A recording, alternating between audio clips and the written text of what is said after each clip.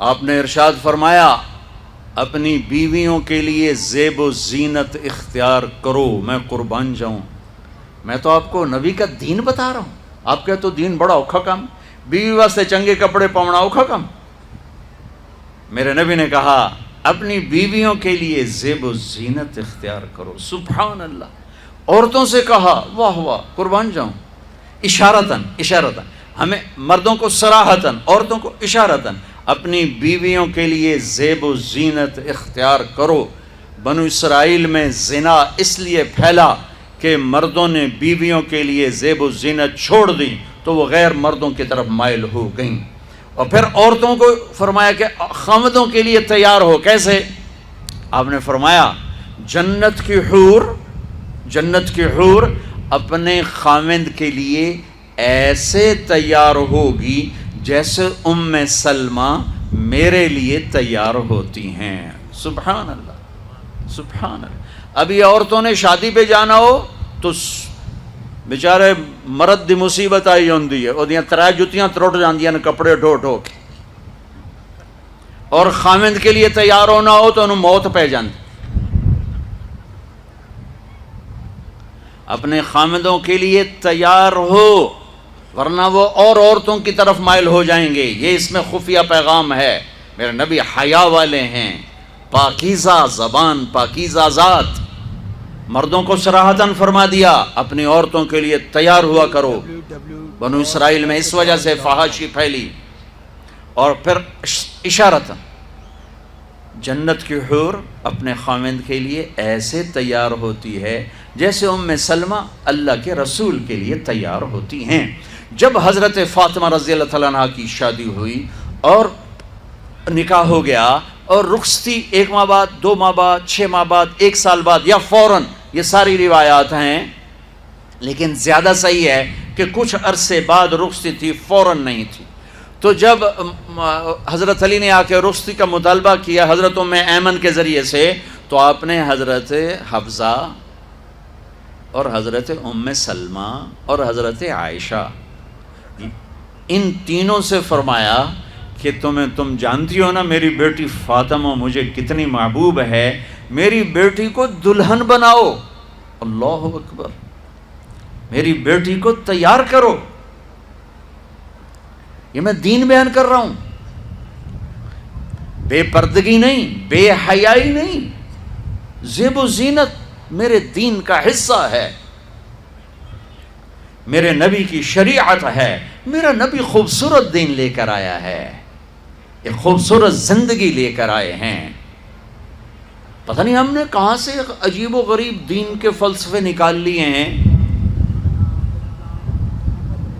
سبحان اللہ، قربان جاؤں۔ آپ نے کہا جابر شادی کی؟ کہا جی کی۔ کہا کماری سے کہ بیوہ سے؟ کہا جی بیوہ سے کی۔ کہا اللہ بکرن فتلاعبک وتلاعبها، ارے تو نے کنواری سے کیوں نہ کی؟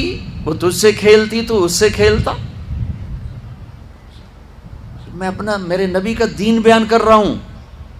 آپ کیا سمجھنا صرف رمضان کے روزے رکھنا دین ہے؟ ہاں وہ دین ہے، بہت بڑا حصہ ہے دین کا۔ عبادت میرے دین کی بیس ہے، بیس ہل گئی تو ساری عمارت گر جائے گی۔ نماز نکل گئی، روزہ نکل گیا، زکوٰۃ نکل گئی، حج نکل گیا، پیچھے کیا رہ گیا؟ ساری عمارت ٹوٹ گئی۔ لیکن یہ بیس کو عمارت نہیں کہتے، ہاں بیس پر عمارت کھڑی ہوتی ہے۔ میں عمارت کے کچھ خد و خال بتا رہا ہوں، کچھ نقش و نگار بتا رہا ہوں کہ میرا نبی دین کی عمارت ہمیں کیسے دے کر گئے۔ کبھی آپ نے میلا کپڑا نہیں پہنا، پرانا کپڑا پہنا، پیبند لگا کپڑا پہنا، میلا کپڑا زندگی بھر نہیں پہنا، زندگی بھر۔ اور آپ کے بدن مبارک سے، آپ کے پسینے سے ایسے خوشبو آتی جیسے مشک سے خوشبو آتی، دنیا کے سب سے مہنگی خوشبو۔ آپ حضرت ام سلیم کے گھر میں آرام فرما رہے تھے دوپہر کے وقت، تو آپ یوں کر کے سوئے ہوئے تھے، یوں یہ کوہنی آگے نکلی ہوئی تھی۔ آنکھ کھلی تو دیکھا ام سلیم نے یہاں بوتل رکھی ہوئی، یہاں۔ تو آپ نے کہا کیا کر رہی ہو؟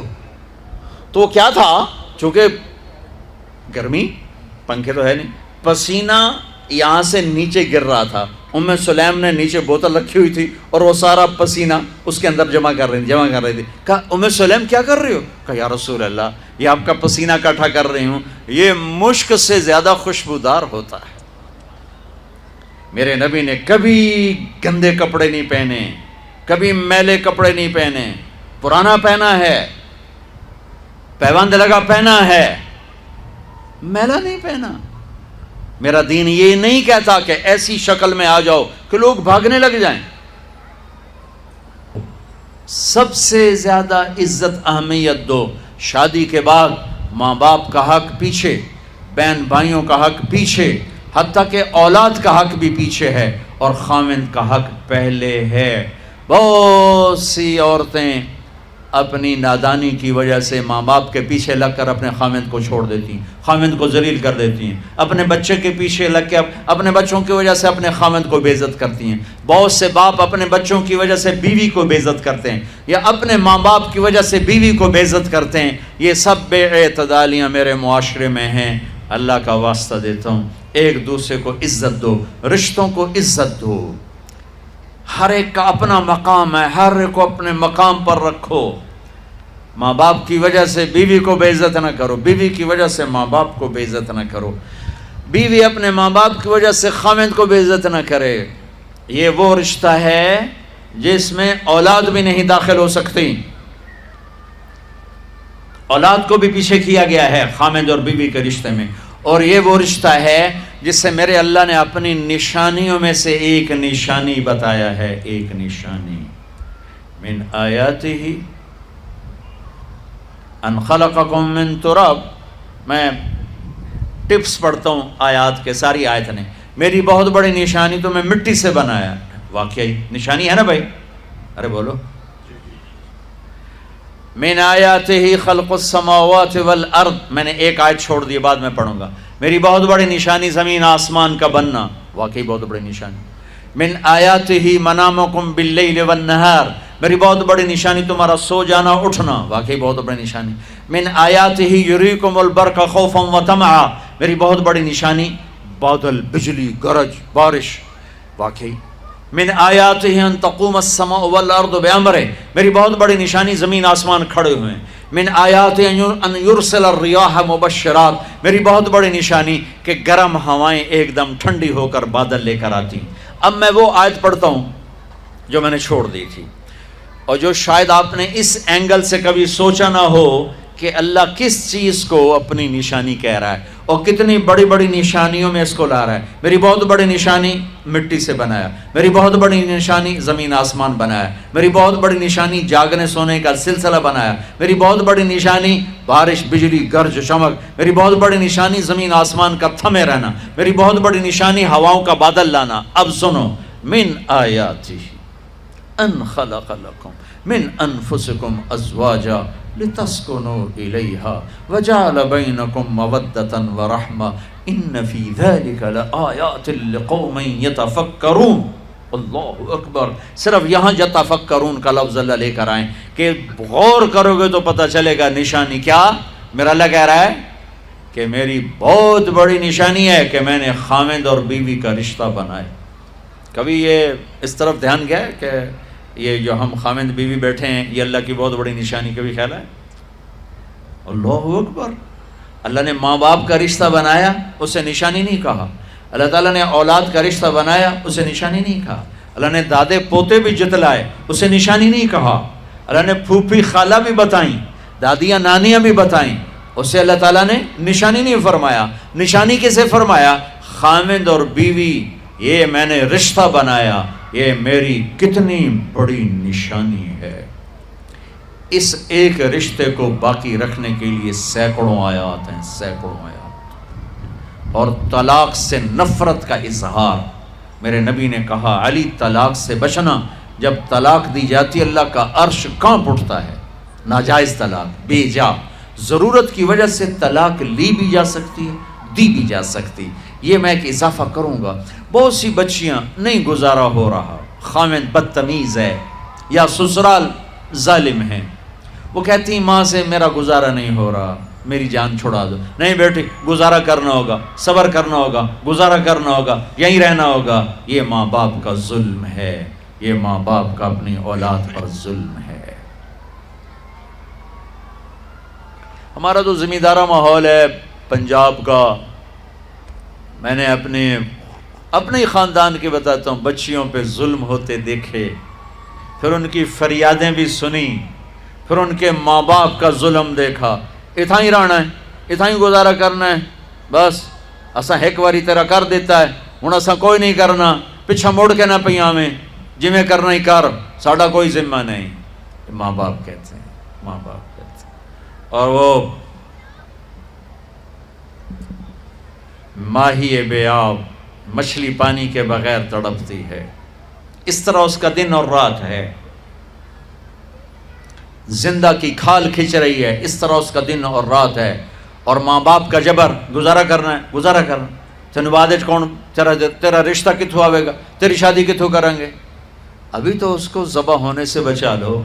کل تو اللہ نے ہمیں اس کا مکلف ہی نہیں کیا کہ کل کیا ہوگا، کل کو آنے تو دو. پتہ نہیں کل کا دن ہے بھی نہیں کہ ہمارے مقدر میں یا نہیں. ہم کل کے لیے اپنی بچیوں کو ذبح کر دیتے. میں نے ان کو تڑپتے دیکھا. میں صرف اپنی فیملی کی بات اوروں کی فیملیوں کی بات جہاں جہاں تعلقات. کہیں رشتہ قریب کا ہے، لڑکی بدتمیز ہے، بچہ شریف ہے، وہ کہتا ہے ابا جی میں طلاق دینا چاہتا ہوں، میرا اس سے گزارا نہیں ہے، زبان شدید ہے.